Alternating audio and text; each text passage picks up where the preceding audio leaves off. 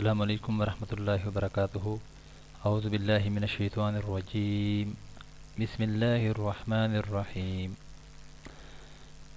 برکات درود و سلام۔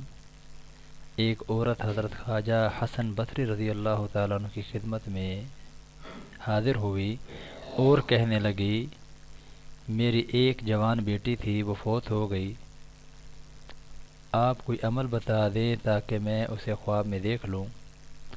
آپ رضی اللہ تعالیٰ عنہ نے عمل بتایا۔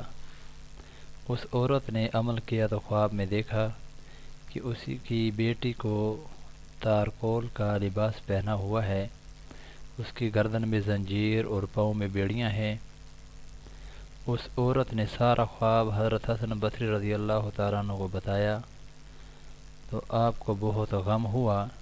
پھر کچھ مدت کے بعد حضرت خواجہ حسن بصری رضی اللہ تعالیٰ عنہ نے اس نوجوان لڑکی کو جنت میں دیکھا، اس کے سر پر تاج تھا۔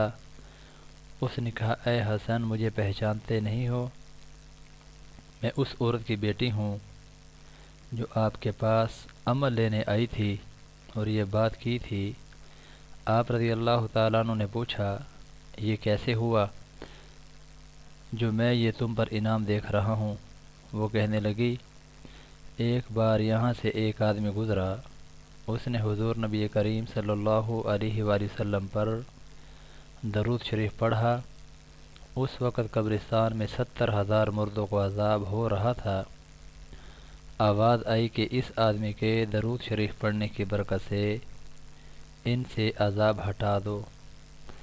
سعادت دارین کتاب کا نام ہے، صفحہ نمبر 122۔